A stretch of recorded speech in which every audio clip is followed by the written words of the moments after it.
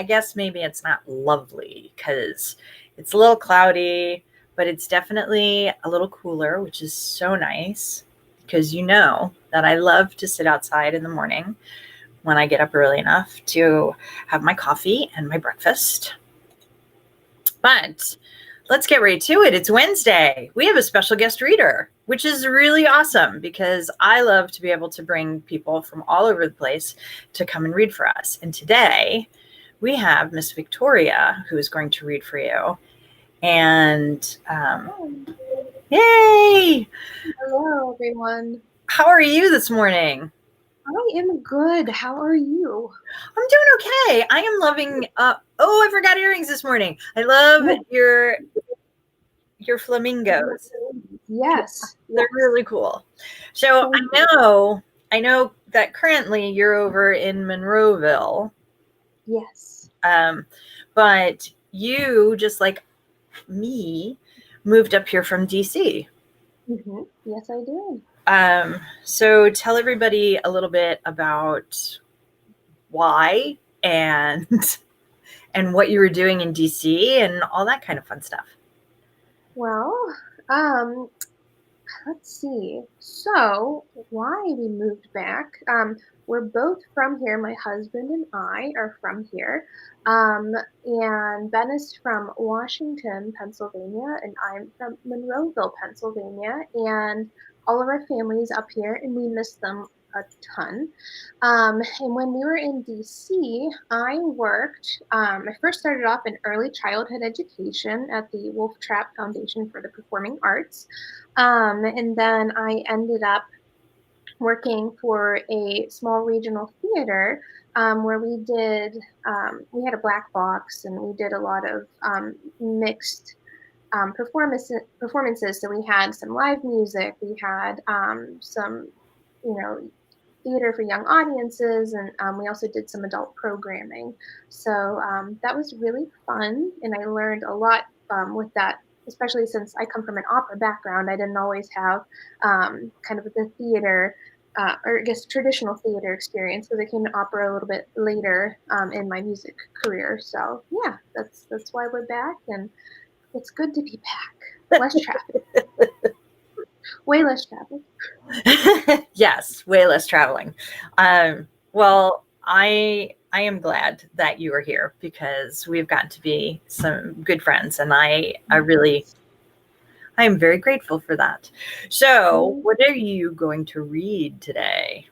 So I'm going to read a book by someone who I was introduced to when I was at Wolf Trap. I first met Pete the cat when I was working at Wolf Trap, and I am going to read Pete the Cat and the Super Cool Science Fair because all of our friends are starting school and it might look a little bit different. And I know when I was in school, one of my favorite things to do other than music class was, in fact, our science experiments in the science fair.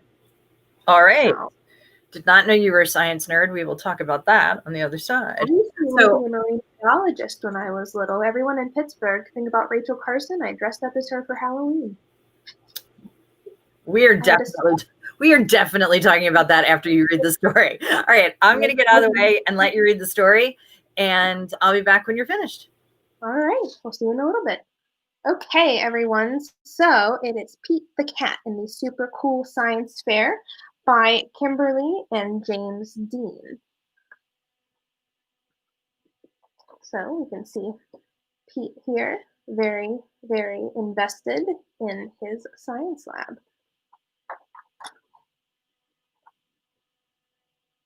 Pete cannot wait for Friday. His school is having a science fair.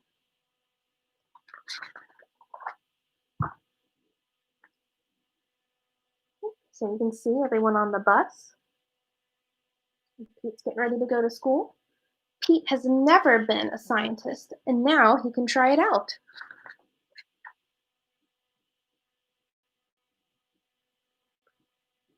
So Pete's teacher tells the students they will do experiments in groups. Pete is in a group with Callie, Gus, and Squirrel. Our experiment is going to be groovy, says Pete. What should we do? Let's build a mini submarine, says Callie. Or grow a giant tree, says Squirrel. Or invent an invisible guitar, says Pete. Why don't we make a volcano? Asks Gus. Whoa, they all say. Volcanoes are awesome.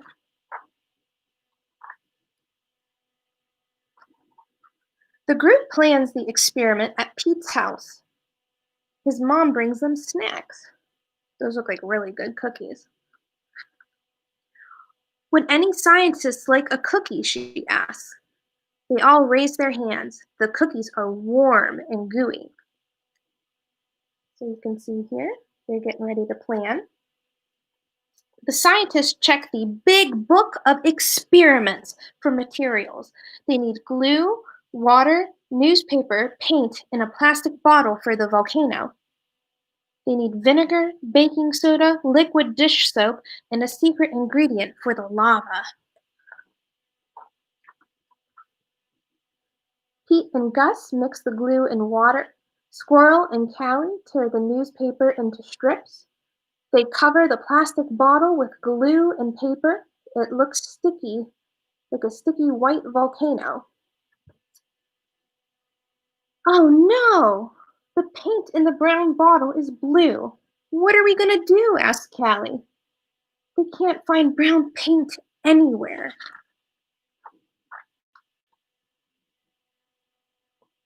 That's pretty cool, says Pete. Maybe it's okay we have a blue volcano. We'll be the only group with a blue volcano, says Squirrel. Let's test the lava so we know the volcano will erupt at the science fair, Pete says. Gus pours baking soda and liquid dish soap into the volcano and Callie adds vinegar. Nothing happens at first. All of a sudden, a lot of lava starts coming out. Super cool, says Callie. The team high-five each other, but the lava is still coming out. Soon it's a huge mess. Ugh, Mom isn't going to be happy, says Pete. At least the scientists are ready for the fair on Friday.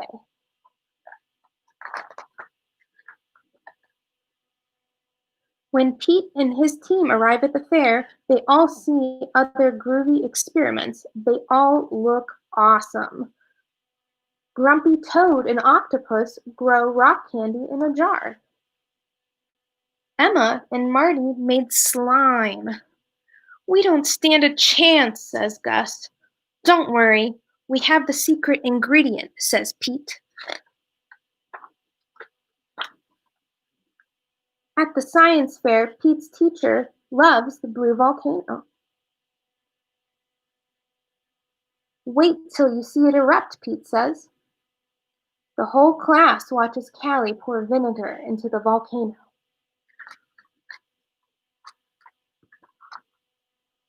A second later, glitter lava rushes out. Everyone cheers. The scientists cheer the loudest.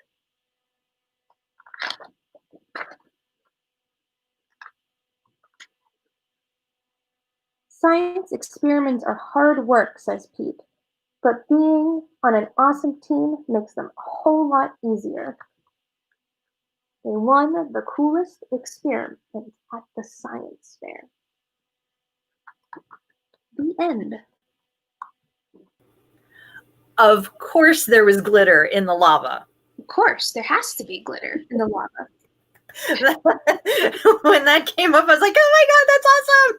It is awesome. I wish I would have thought to do that. And I just did, red food dye and, of course, stained my clothes. So I think my mom would have liked cleaning the glitter up more. Well, I mean, it would have been a nice reminder either way. Yes.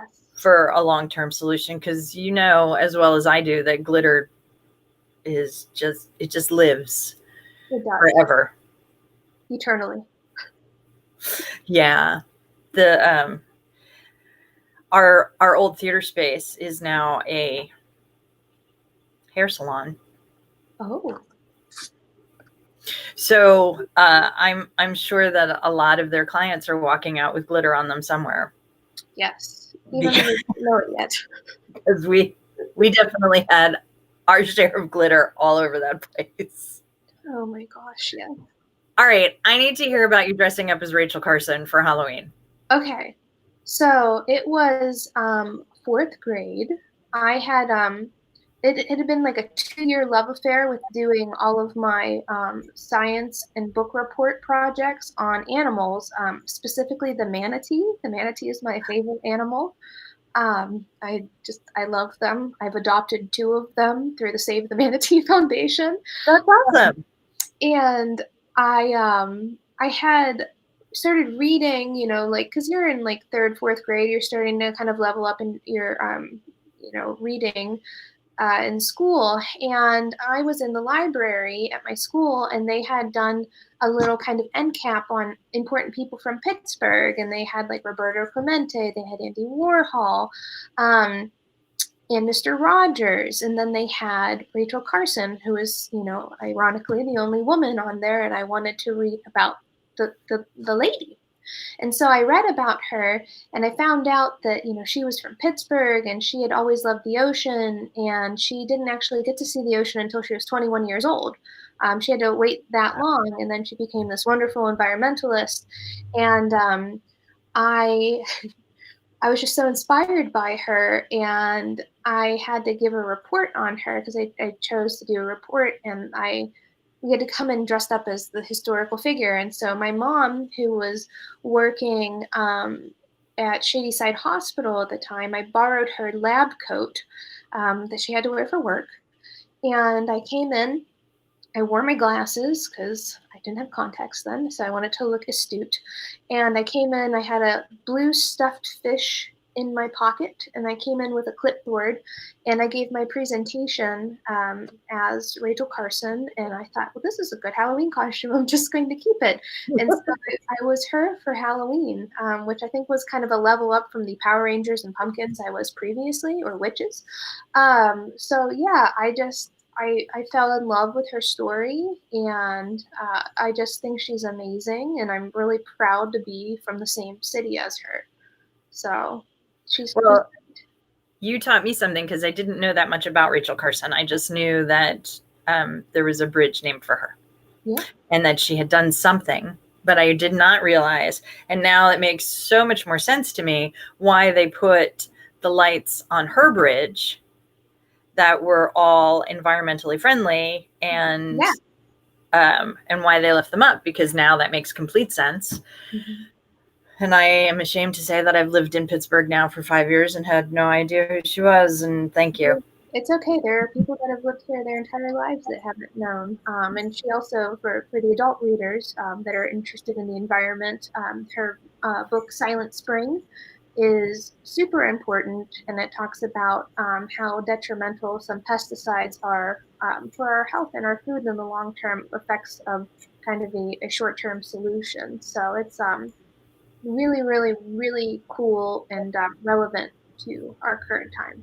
So I will have to check that out, because I do think that our environment is very important, and we're not doing enough to deal with what we're doing to it. no, we are not. But luckily for Pittsburgh, we have cleaned up our act Yes. a lot. Thankfully, our rivers no longer frighten me as they previously did when I found out what was in them. So I don't want to know. you don't want to know because it's not there anymore. So we're good. Yeah. Don't want to know. All right. Well, I thank you so much for being here and for teaching me something today, because that's awesome. Thank you for having me. I miss getting to to interact and to connect with people, and I'm so glad that you asked me to do this. Well, you're welcome to come back anytime. Okay. Because we do the story time Monday through Friday at 10 a.m. Then on Saturdays we have our sing-alongs, and that's Miss Kristen and Miss Julie.